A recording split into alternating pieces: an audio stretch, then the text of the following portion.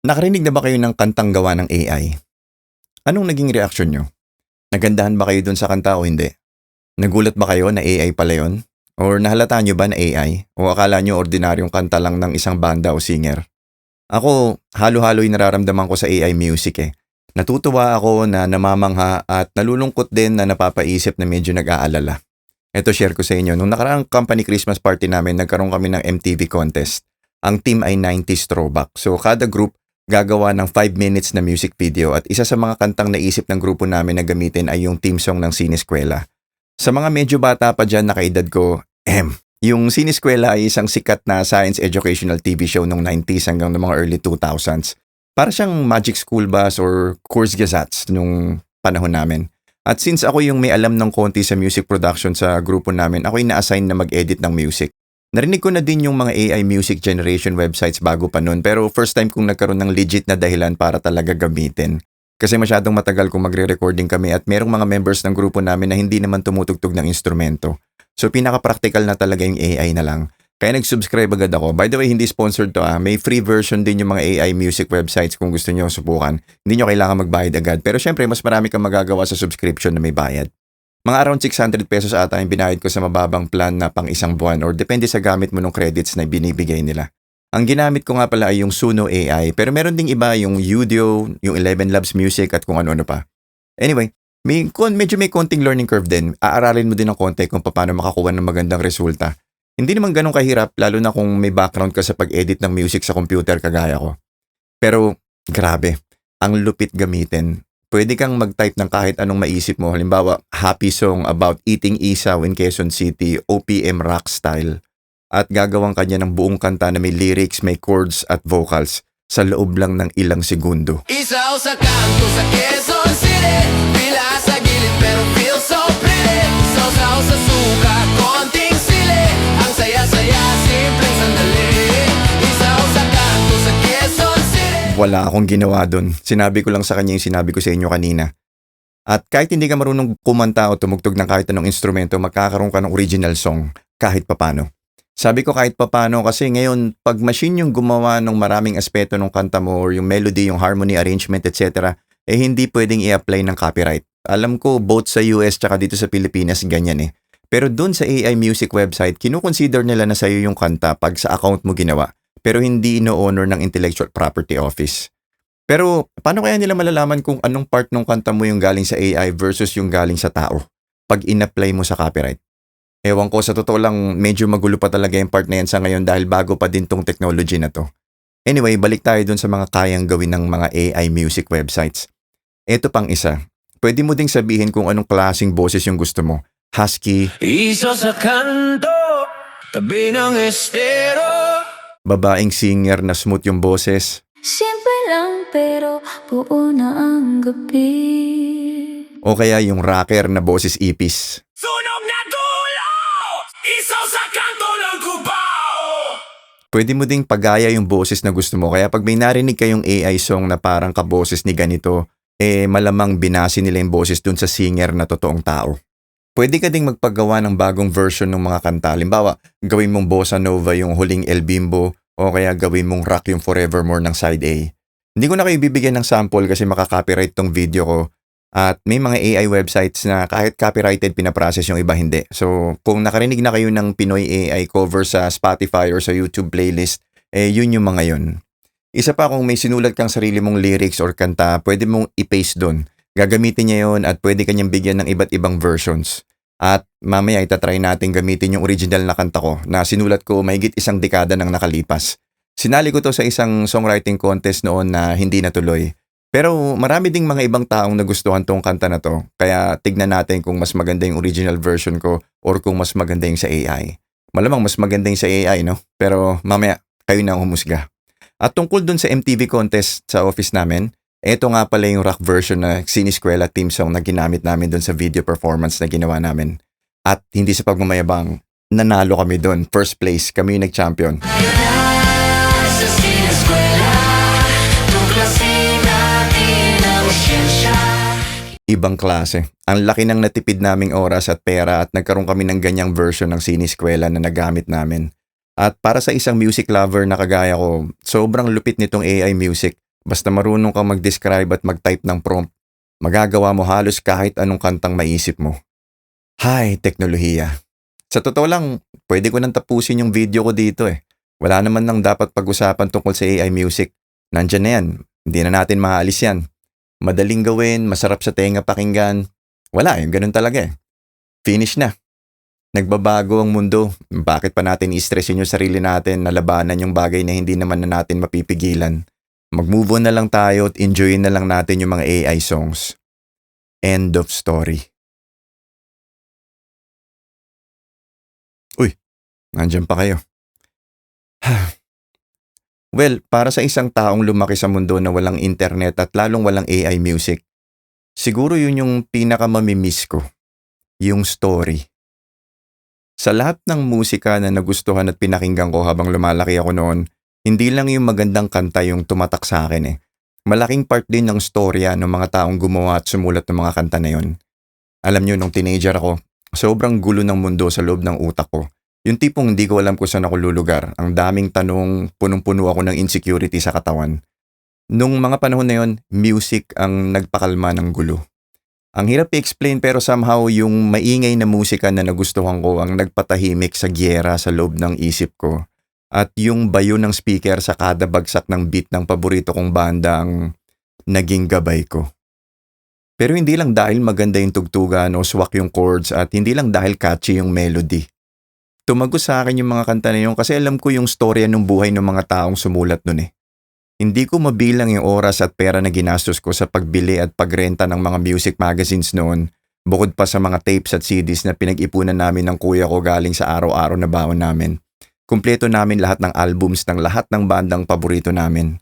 At bukod sa pag-memorize ng lyrics, inaalam ko din yung kwento sa likod ng mga salita. Yung paboritong gitarista at singer ko noon ay si Kurt Cobain. Nalaman ko na antisocial din siya. Konti lang din yung kaibigan niya. Kagaya ko. Marami sa kanila mga weirdo kumilos at mag-isip. Kagaya ko. At hindi rin pangkaraniwan yung mga pinagsasabi nila.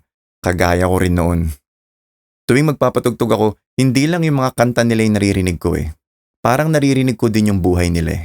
Yung mga hirap na pinagdaanan nila, yung mga pagkatalo at yung mga pagdududa nila sa sarili at kung paano nila hinaharap lahat ng mga yon. At dahil alam ko yung kwento at inspirasyon sa mga kanta nila, pakiramdam ko konektado ako sa kanila. Pakiramdam ko kilala nila ako kasi kilala ko sila eh. Dahil sa likod ng mga kantang pinapatugtog ko nung malakas noon, alam ko na may mga tao. Mga taong nainganyo, natuto at nag-aral tumugtog ng instrumento, nag-practice ng husto at gumaling, tumugtog sa mga maliliit na gigs hanggang sa na-discover ng record company, nag-recording sa isang studio na may mga engineer at producer na nagpaplano, nag-uusap-usap, kung minsan nagtatalo-talo at nag-aaway pa. Bago magawa yung album ng mga kanta na ginawa ng maraming kopya sa isang factory na binyahe ng libu-libong kilometro papunta sa tindahan ng tape at CD na malapit sa bahay ng isang teenager na nag-ipon ng ₱5 araw-araw galing sa baon niya para mapakinggan yung mga kanta ng paborito niyang banda sa home stereo ng tatay niya na may cassette tape player. Hindi lang basta tunog yung napapakinggan ko. Parang kaibigan na nagsasabi sa tenga ko na, hindi ka nag-iisa boy. At para sa isang teenager na magulo pa ang isip at hinahanap pa yung kung sino siya, naging malaking tulong sa akin yun. Kahit nung nagtatrabaho na ako, naging malaking tulong sa mental health ko yung pakikinig ng music. Hanggang ngayon. Literal na naging survival gear ko yung music. Sa mga problema, sa breakups, sa kasiyahan at celebrations. Sa bawat chapter ng buhay ko, may playlist ako para dun. Playlist para sumaya pag malungkot. May playlist na maingay para ganahan ako pag kailangan kong magising. Playlist na malumanay pag gusto kong mag-relax at magmuni-muni. Yung music palaging parte ng buhay ko kasi alam kong sa bawat play ko ng kanta, alam ko na may mga tao na gumawa nun. Mga taong kagaya ko, mga taong may pakiramdam, mga problema, may mga panalo at talo, may mga pangarap at disappointment sa buhay. Kagaya ko. Pero pag inisip mo, may tao din naman sa likod ng AI music, diba? May tao din na nag-prompt, na nag-type sa keyboard or sa keypad ng cellphone. At yung tao na yun, may pakiramdam din naman, may life experiences at may emosyon din. Yun nga lang, pwede siyang makagawa ng kanta kahit hindi siya marunong kumanta o tumugtog ng kahit anong instrumento or kahit wala siyang kahit anong alam sa music. Naisip ko tuloy lahat ng oras na in-spend ko sa pag-aaral, tumugtog at kumanta. Pati na rin sa music production, lalo na nung binata pa ako. Ilang oras at taon din ng buhay ko ang ginugol ko sa pagsi-self-study, paano magsulat ng lyrics, paano bumuo ng music, at paano mag-record at mag-edit ng kanta sa computer. Tapos habang ginagamit ko ngayon yung AI music website, napapaisip ako Lahat ng panahong nagpakahirap ako yung puyat at pagod para lang makagawa ng isang buong kanta na pwede kong iparinig sa ibang tao. Nanginayang ako kasi parang wala nang silbi lahat ng inaral ko. Kasi ngayon, kahit sino pwede na. Hindi mo na kailangang mag-effort na matuto ng kahit anong may kinalaman sa music. Itatype mo lang yung naiisip mo, okay na. Kung tutusin, self-study lang ang ginawa ko pero nangihinayang na ako. Paano pa yung mga taong nag-aral sa music school, yung nagtrabaho sa isang music studio, mga taong nag-google ng taon ng experience para gumaling sa pagiging songwriter, sound engineer, or music producer or singer? Paano pa kaya yung nararamdaman nila? Kung ako nga, self-study lang, nalulungkot. Paano pa kaya sila, no? Ang hirap kasing talunin ng AI. Yung ginagawa kasi ng AI, walang pinag-iba sa ginagawa ng tao, pero ilang libong beses na mas mabilis. Isipin mo yung pinakamagaling na songwriter na kilala mo. Dito sa atin sa Pilipinas, ang naiisip ko sila Ryan Cayabyab, Jonathan Manalo, si Rico Blanco. Paano ba sila paulit-ulit na nakakagawa ng magagandang kanta? Well, kombinasyon yun ng lahat ng kantang narinig nila sa buong buhay nila. Lahat ng chord progressions, lahat ng melody, arrangement, lyrics, style, pati lahat ng taon at dekada ng pag-aaral at pag-ieksperimento sa music. Tapos may dagdag na emosyon at inspirasyon pa. Lahat yun nagiging parte ng musical vocabulary nila. Parang library sa loob ng utak nila. Kapag gagawa sila ng bagong kanta, hindi nila basta kinokopya ng direkta yung mga lumang kanta. Pinaghahalo-halo nila lahat ng influence at experience at knowledge na yun para makabuo ng bago. Ngayon, isipin mo yung AI. Yung AI, kayang pag-aralan yung milyong-milyong kanta sa loob lang ng ilang oras para maging database. Kung yung library sa utak ng tao may limitasyon, yung sa AI halos wala. Lahat ng aspeto ng mga magagandang kantang narinig natin sa buong history, melody, chords, beat, arrangement, pati style, kinakalkula niya na parang mathematics. Kinukuha niya yung patterns ng lahat ng magagandang kantang nagustuhan natin, tapos pinagsasama-sama niya yon para makabuo ng bagong kanta. At ang pinaka nakakapanlumo, lahat yun kayang gawin ng AI sa loob lang ng ilang segundo. Kung yung tao abutin ng ilang linggo, buwan o taon para makasulat ng lyrics, mag-compose ng melody, mag-arkila ng studio, mag-record ng mga instrumento hanggang mixing at mastering, literal na dugo at pawis para makatapos ng isang buong kanta.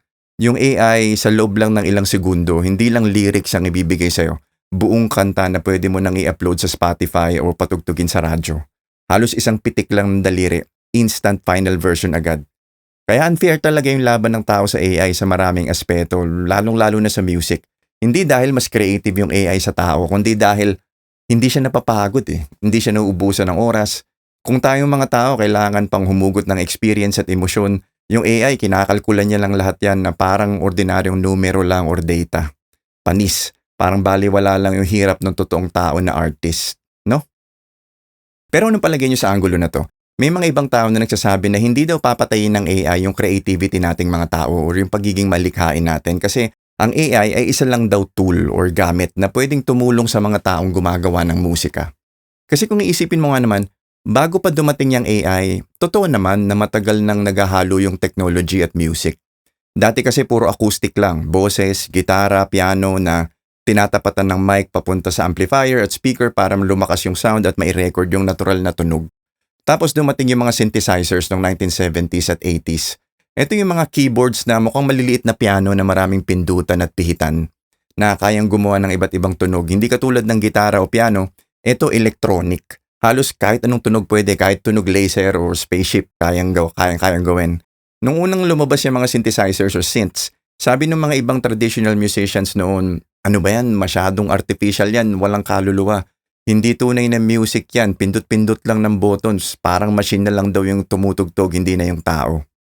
Pero ngayon, ordinaryong parte na lang ng pop music yung paggamit ng synthesizers. May mga sumikat pa nga na banda na nakabase yung music nila sa mga synths Sumunod yung autotune nung late 90s. Alam nyo to malamang, ito yung pangtama ng nota kapag sintonado yung boses ng singer. Na minsan ginagamit din na pang robot effect na madalas gamitin sa hip-hop at R&B. Ang dami din na nagsabi noon, hanggang ngayon meron pa din mga nagsasabi na Madaya yan, kahit walang talent at hindi marunong kumanta pwedeng mag-autotune. Sisirain daw ng autotune at pitch correction ng music. Pero ngayon, normal na parte na to ng music recording pati sa mga live performance. Noong 2000s naman, naging available na sa mga ordinaryong tao yung DAW or Digital Audio Workstations na tinatawag. Hindi mo na kailangan ng banda at malaking studio. Kahit mag-isa ka lang sa kwarto mo, sa harap ng computer or laptop, pwede kang maging composer, drummer, producer na sabay-sabay. Kaya mo nang gumawa ng buong kanta na mag-isa. Sama na din natin yung MIDI, yung loop libraries, mga drum machines, VST plugins at kung ano-ano pa. Lahat ng yan, hindi naman yan natural na tumutugtog, pero tanggap na yan ng karamihan. Kahit hindi kayo musician, sigurado narinig nyo na yung resulta ng mga yan sa mga pineplay nyo na music ngayon. Kaya may mga nagsasabi na yung AI ay baka yung susunod na kabanata lang or yung next big technology na magpapalawak palalo ng posibilidad sa paggawa ng musika. At pwede, siguro nga, pero medyo magulo pa din eh. Para kasing hindi lang basta simpleng tool yung AI eh. Kasi halimbawa gumagawa ka ng kanta, yung AI pwede kang bigyan ng 10 iba't ibang version ng chorus sa loob lang ng ilang minuto.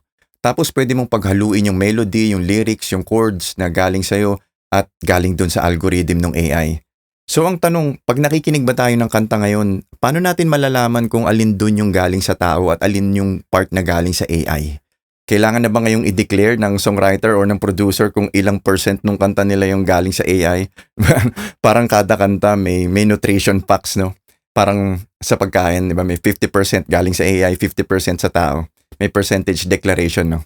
Hindi naman siguro kailangan kasi pag gumawa ka nga ng tula or essay, kailangan mo bang i-declare na gumamit ka ng spell check, di ba? Hindi naman. So, bakit natin i-demand sa mga songwriters na sabihin kung anong part ng kanta nila yung galing sa AI? Hay nako. Pero sa lahat ng debate at usapan tungkol sa AI music, ang pinakamalaking tanong, does it matter to the listener? May pakialam ba yung mga taong nakikinig? May pakialam ba sila? Mahalaga ba sa kanila yung mga binanggit ko dito? Kasi parang yun lang naman talaga yung pinaka-importante. Ako, aminin ko, nakikinig din kami ngayon ng AI music playlist. Isang beses kasi narinig namin ng misis ko sa isang tindahan ng damit. Tapos tinanong ko dun sa staff kung ano yung pinapatugtog nila. Tapos pinakita nila sa akin yung playlist sa YouTube. Yun nga, AI music nga.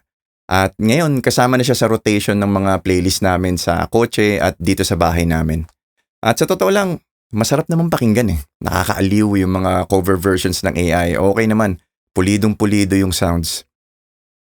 Nakakabawas ba ng ganda ng kanta or ng experience natin sa pakikinig kung malalaman nating hindi marunong tumugtog or kumanta yung nag-type ng prompt ng AI song na pinapakinggan natin?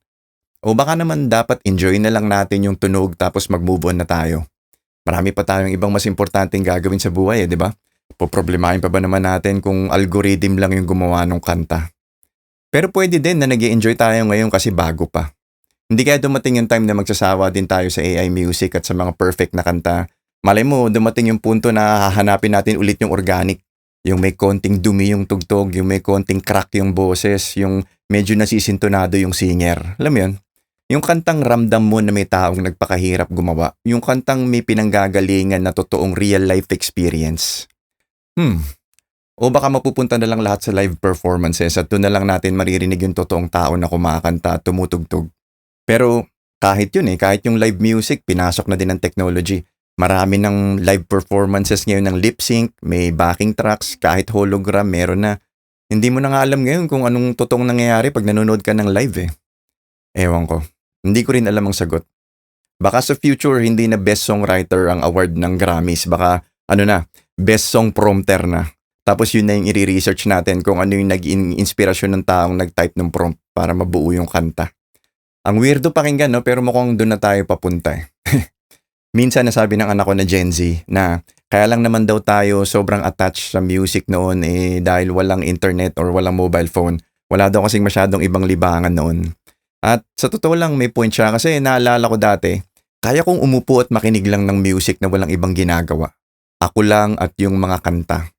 Ngayon, hindi na nangyayari yun Laging may hawak ako na phone. Kung hindi nag-scroll, may ibang pinapanood. Minsan may ibang iniisip pa.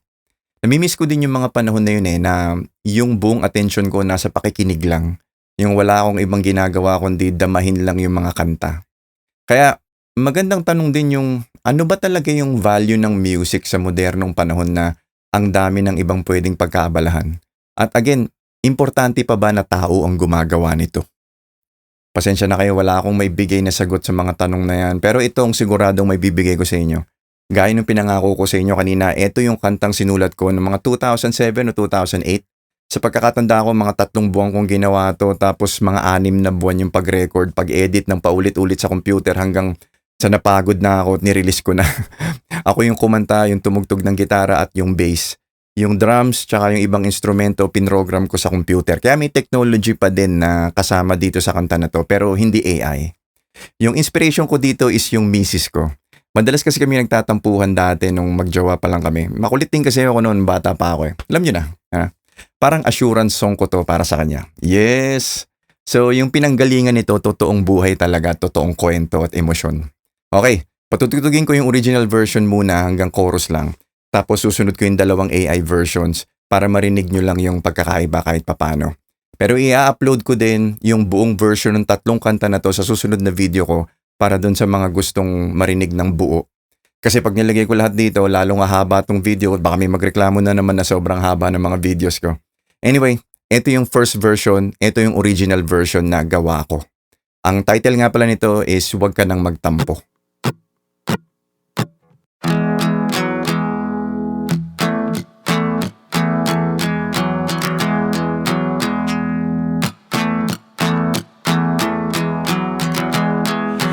Ganito pag nagmamahal, di mo alam kung magtatagal, pero maasa pa rin sa'yo.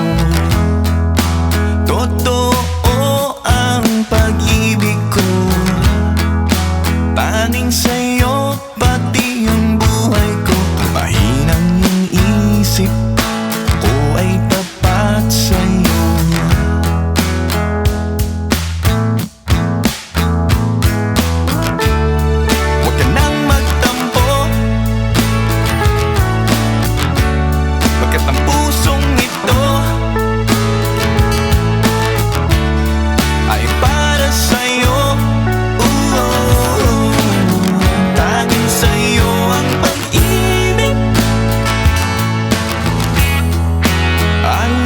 So, yan yung original version ko nung kanta. Ito namang susunod ay yung galing sa AI.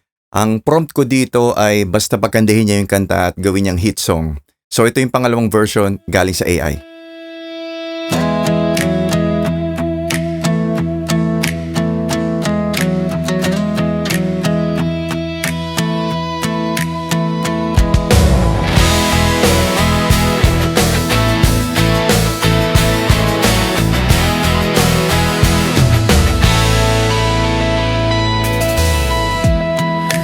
Ganito pag nagmamahal, di mo alam kung magtatagal, pero umaasa pa rin sa'yo.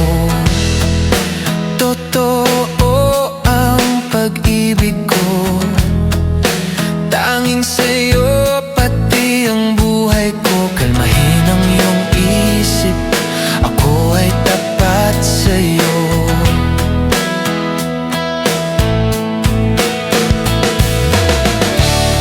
Huwag ka nang magtampo, pagkat ang pusong ito ay para sa'yo. Tanging sa'yo ang pag-ibig. Ay, nako. Galing, no? Pulido.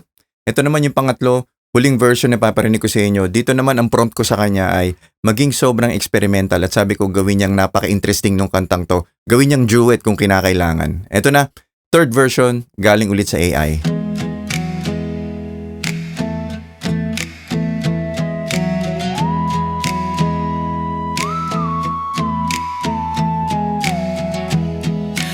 Ganito pag nagmamahal, di mo alam kung magtatagal, pero umaasa pa rin sa'yo. Totoo ang pag-ibig sa'yo, pati ang buhay ko. Kalmahin ang iyong isip, ako ay tapat sa'yo.